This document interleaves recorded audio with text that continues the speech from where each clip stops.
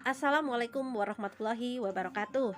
Berjumpa kembali dalam pelajaran biologi SMA kelas 10 bersama saya Anis Susanti. Kita akan membahas tentang soal biologi kelas 10, yaitu mengenai soal-soal yang terkait dengan Deuteromycotina.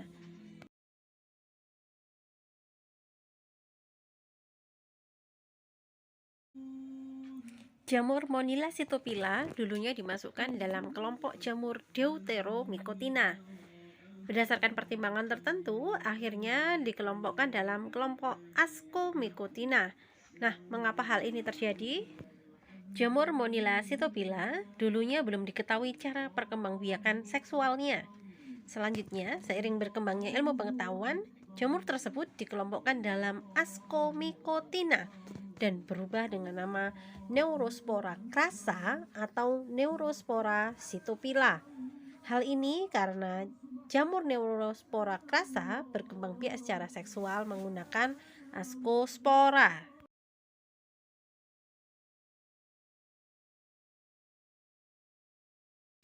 Nomor 2. Jelaskan ciri-ciri jamur Deuteromycotina.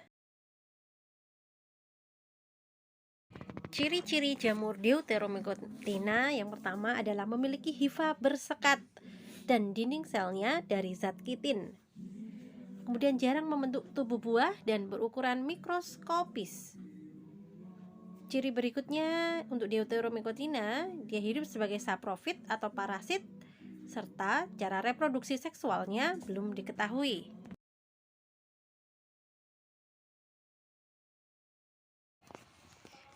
Pertanyaan berikutnya, apakah mycorrhiza itu? Dan apakah perbedaan antara ektomycorrhiza dan endomycorrhiza? Mycorrhiza yaitu bentuk simbiosis mutualisme antara jamur, yaitu kelompok jamur Ascomycotina, Zygomycotina maupun Basidiomycotina dengan akar tumbuhan. Misalnya kita lihat mekanisme simbiosis mutualisme ini antara mycorrhiza dengan tanaman. Mycorrhiza akan membantu tanaman untuk mendapatkan nutrisi dari tanah, sedangkan tanaman akan memberikan hasil fotosintesisnya kepada jamur. Mycorrhiza ada dua macam, yaitu ektomycorrhiza dan endomycorrhiza. Ektomycorrhiza, hifa jamur hanya hidup di bagian epidermis, sedangkan di endomycorrhiza, hifa menembus sampai jaringan korteks.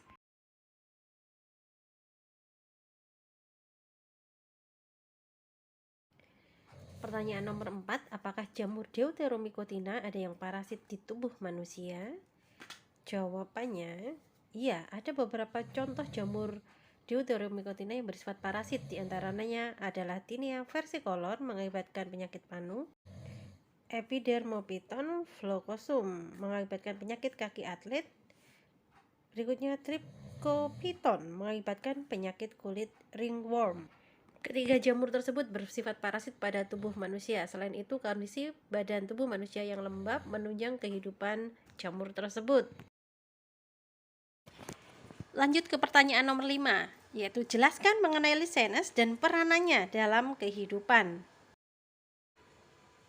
Baik, pembahasannya adalah sebagai berikut. Lisenes atau lichen atau lumut kerak merupakan simbiosis mutualisme antara alga dengan fungi.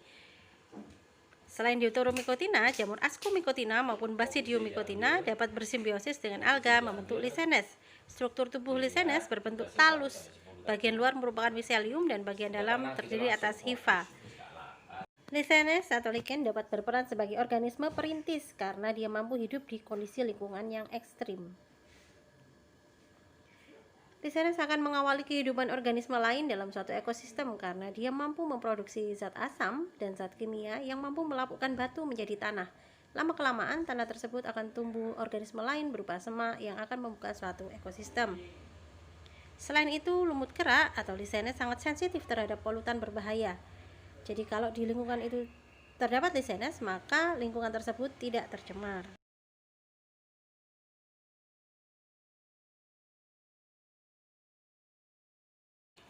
Ada 3 macam lisenes berdasarkan bentuk talusnya, yaitu yang pertama, krustosa. Bentuknya seperti kera, tumbuh melekat pada substrat, contohnya adalah Picea. Berikutnya adalah foliosa, bentuknya seperti daun yang tumbuh sangat rapat pada substrat atau bahkan di dalam permukaannya. Contohnya adalah Parmelia. Yang ketiga adalah fructicosa, bentuknya seperti rumpun yang berbentuk rumpun tegak dan dapat mencapai ketinggian 10 cm. Contohnya adalah usnea atau lumut janggut.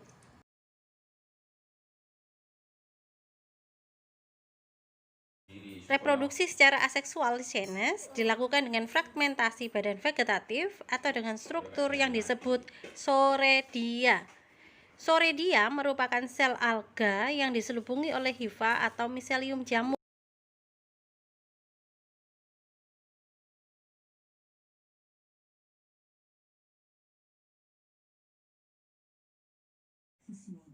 Sekian pembahasan kita hari ini, semoga bermanfaat.